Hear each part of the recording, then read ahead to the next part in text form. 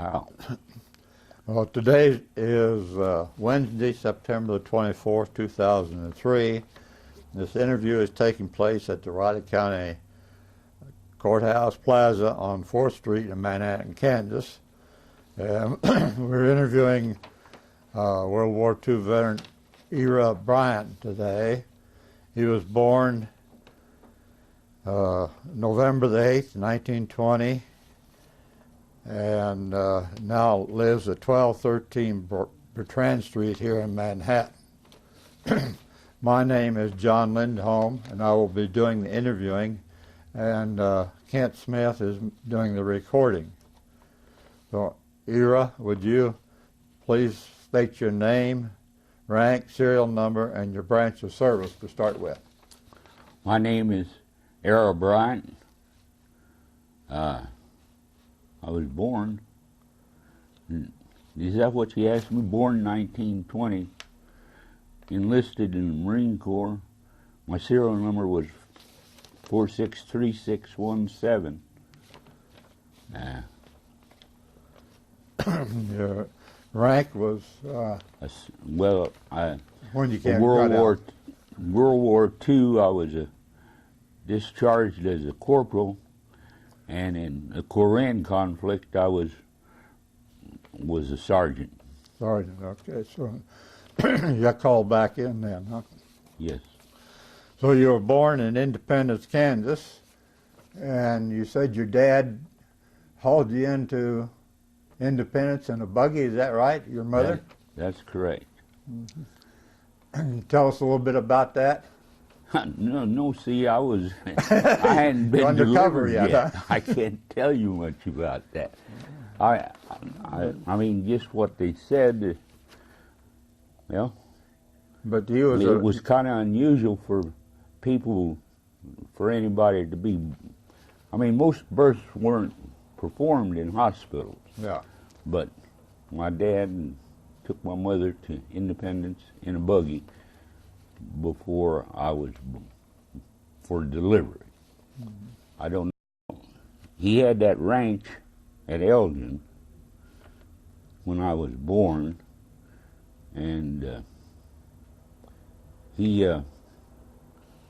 went to Texas, bought 3,000 head of cattle and fed them all winter. He bought them for, I think it was 10 cents a pound, and fed them all winter and had to sell them at 1.5 cents. So he went into the real estate business.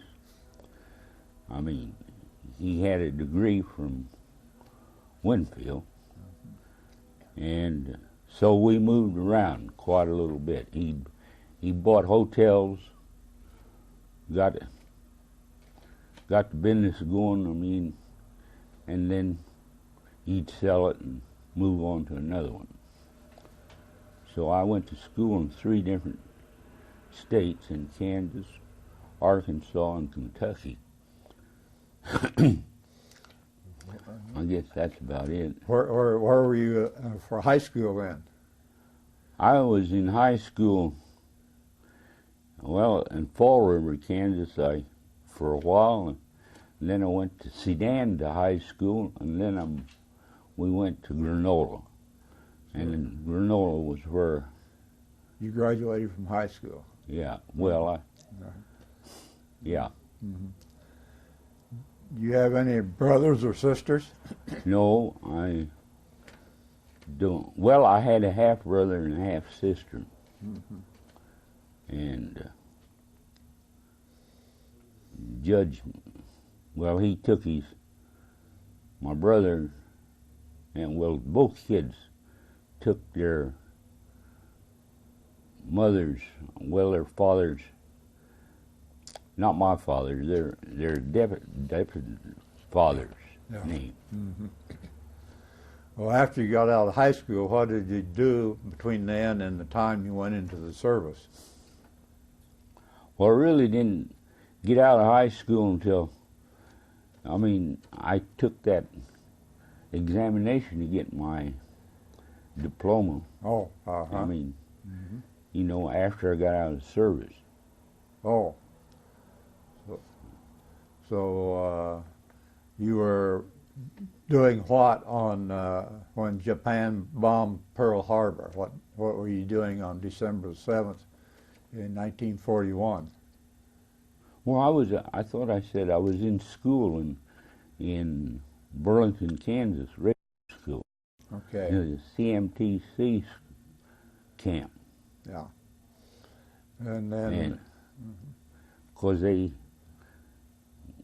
started guarding the facilities there at Burlington when Pearl Harbor happened.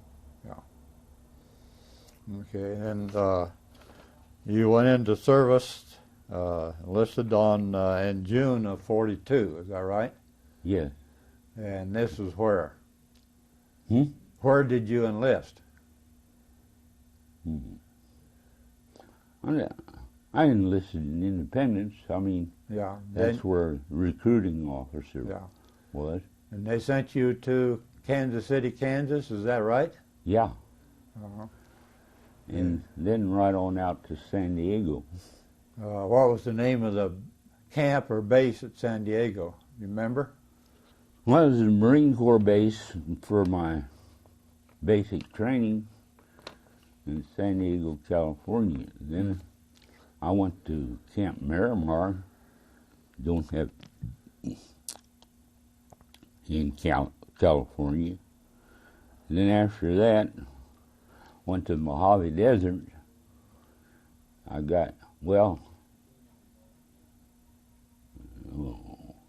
I trained with the Carlson Raiders for about 3 weeks or 4 weeks, and they kicked me out because I was the only male child in the family.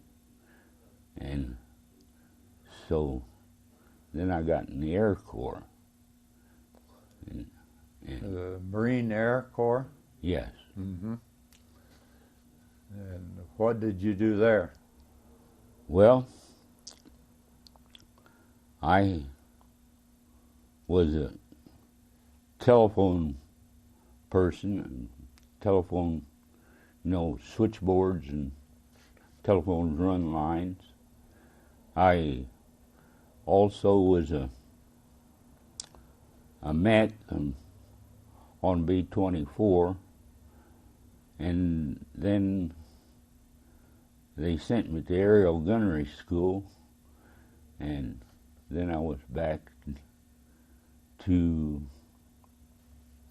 Mojave Desert, and from Mojave Desert we went to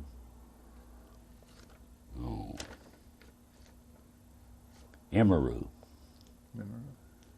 in the New Hebrides group in the South Pacific.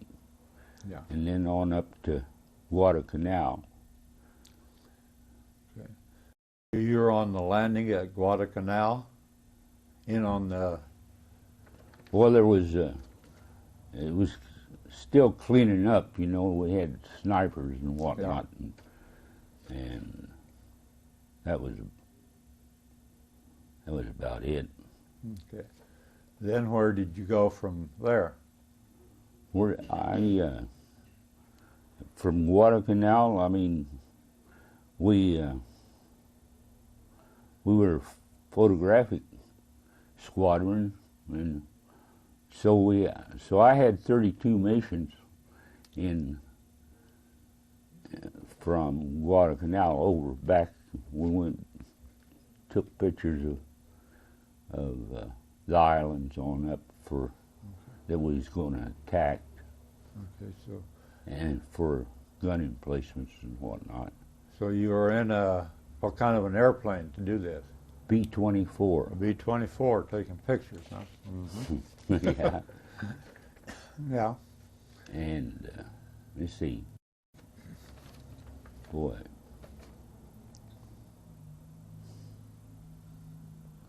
The whole squadron volunteered to go to Japan for occupation, After the war, And, at the end of the war. Uh-huh. Yeah, that was that. after bombing near Hiroshima. Yeah. But they wouldn't take us because they said we was too much of a heathens. I mean, well, really, I mean, we did have a lot of hate, you know, and it's a good thing they didn't send us up there. Okay, so you were in the South Pacific and in in the New Hebrides group. and that area for how many years? How many months? Do you remember? I guess I must have been there until, I was there till the end of the, War in the Pacific, huh? the War of the Pacific. And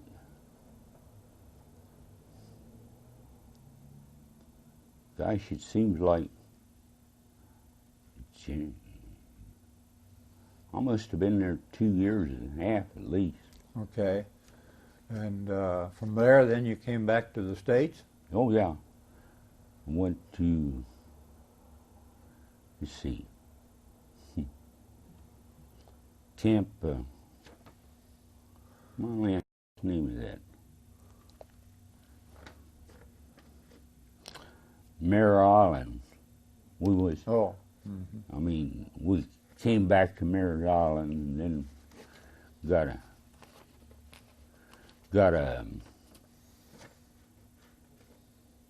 furlough to come home. I mean, to go back to Independence. And then when I got back, was shipped to Cherry Point, North Carolina.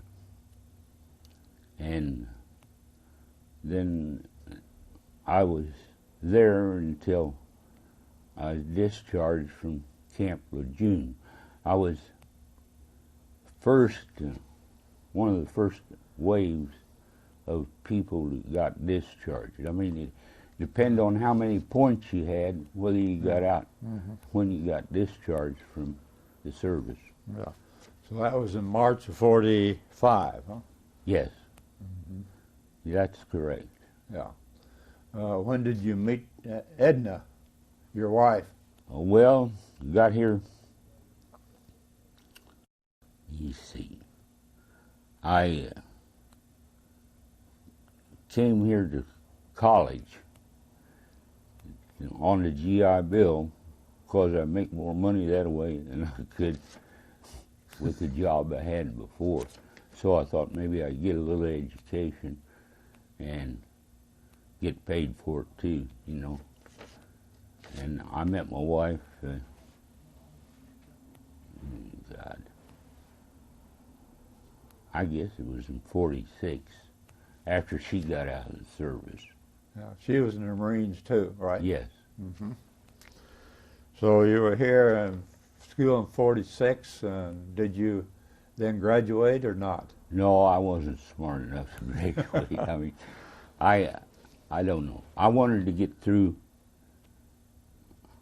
I've always been a person who wanted to make a lot of money and never did. But I was in a hurry to get out, so I studied business administration, and I was at the college for a year and a half. I got 65 credits in that length of time, but I didn't go ahead and graduate. There was, but that's, now I was in the ROTC there too. Yeah. Okay, so you met your wife and future wife in 46, and married before you were called back into Korean War, is that right? Oh yes, I had 2 children then.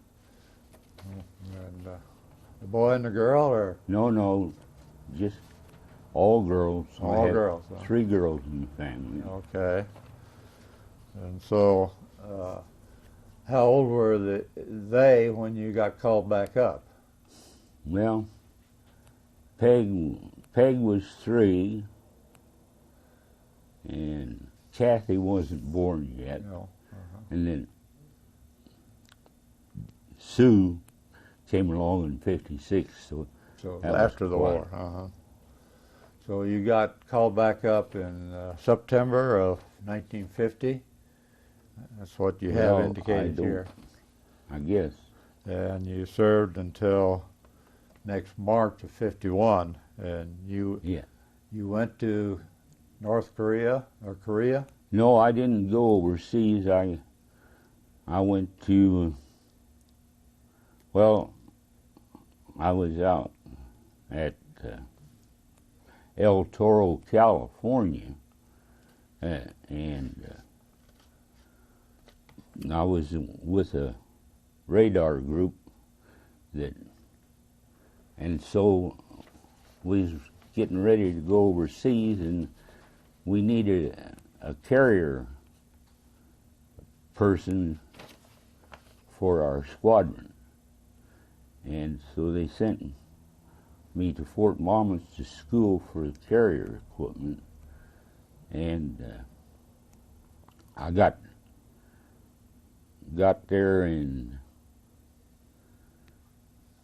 I was supposed to be there for 2 weeks for studying the carrier.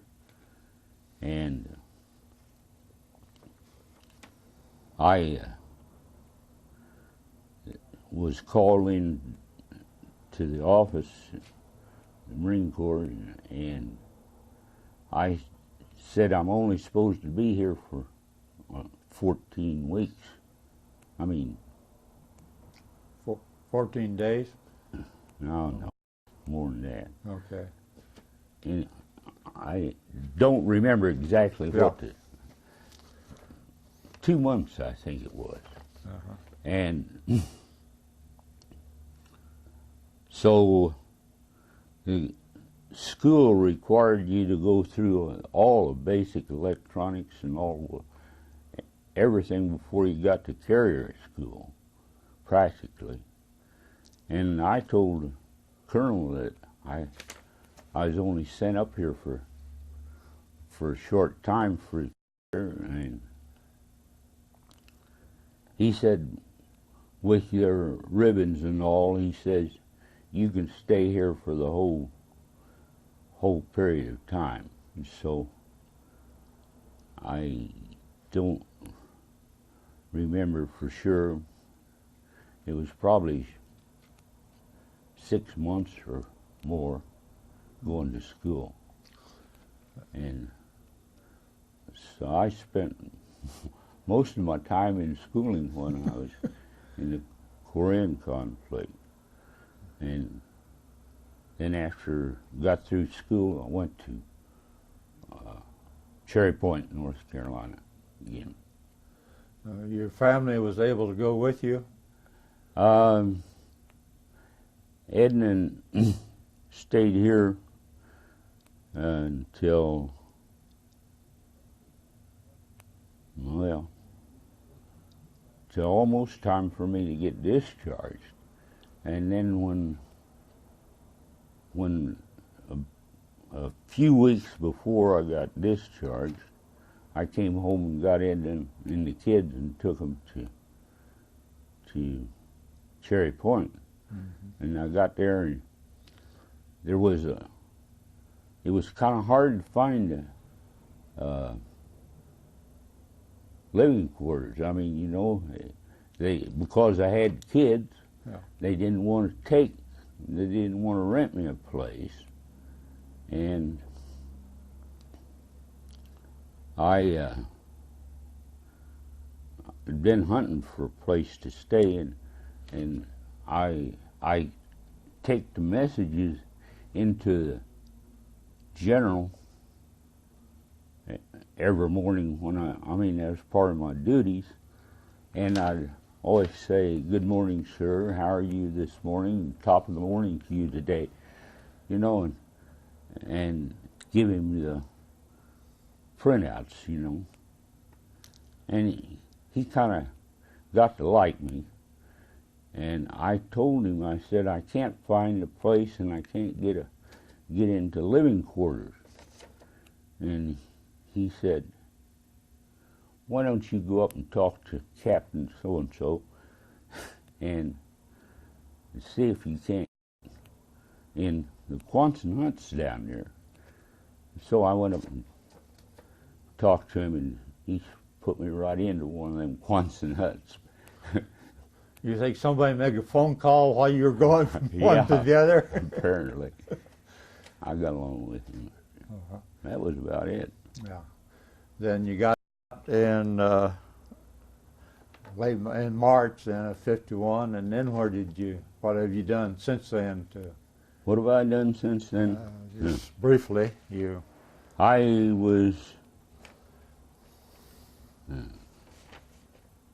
after I went to college, and after I got out of college, after I quit college, I went to work. Well, I had vending machines, and then I went to work for the Manhattan Police Department, and I worked for the Manhattan Police Department until I was called back into the service. Yeah. And then after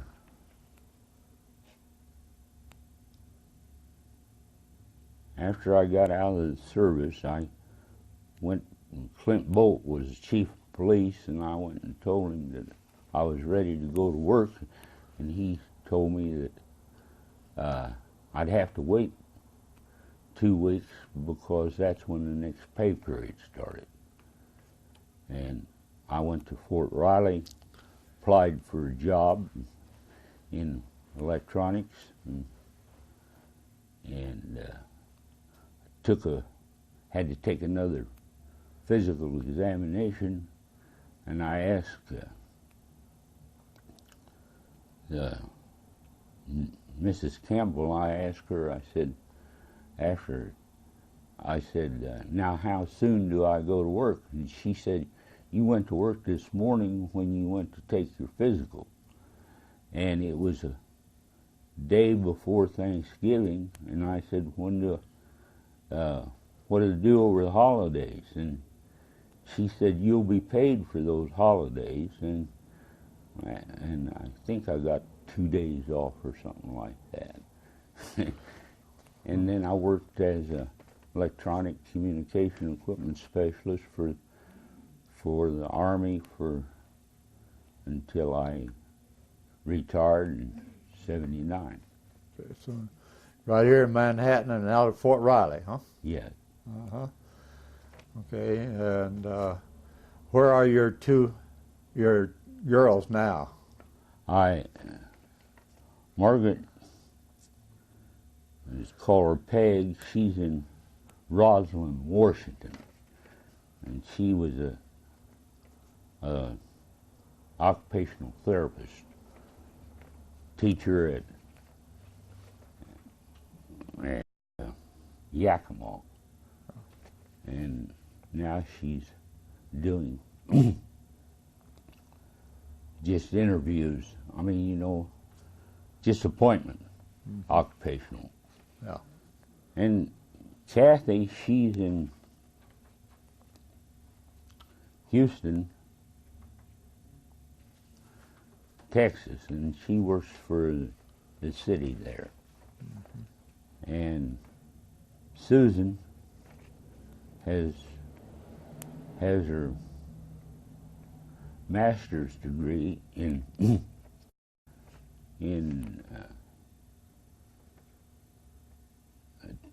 teaching. Yeah. At the grade school or high school level? No, she teaches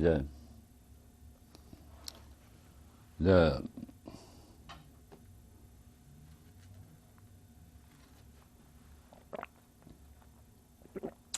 learning disabilities.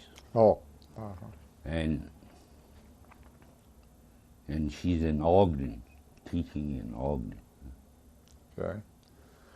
Do you and Edna do any traveling now that you're both retired? Well, we did quite a lot of traveling. We practically, it don't seem like we go east, but we go west most of the time, and well, I think we've hit all the national parks in the, from Arizona up to Canada. Oh. But don't know.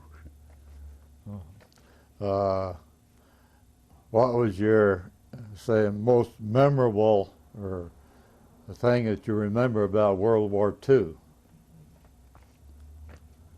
And I don't know. It really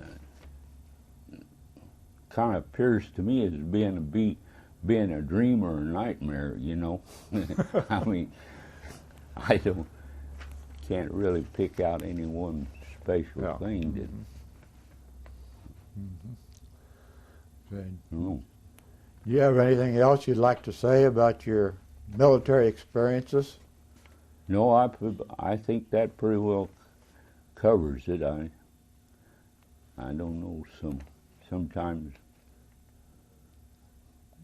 it was really the military done quite a lot for me. I wouldn't have been able to have my 32 years work at Fort Riley because I wouldn't have had the education for it. And I might have got by with, but I had my telephone experience, and I got that education in the Marine Corps.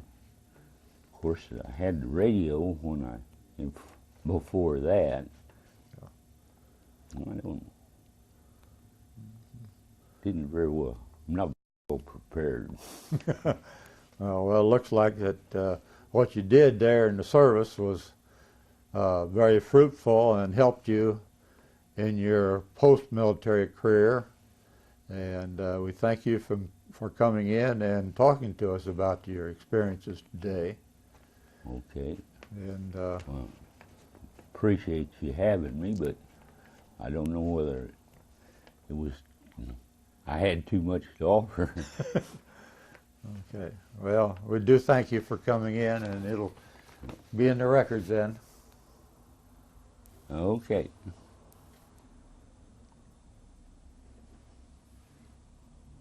True with it.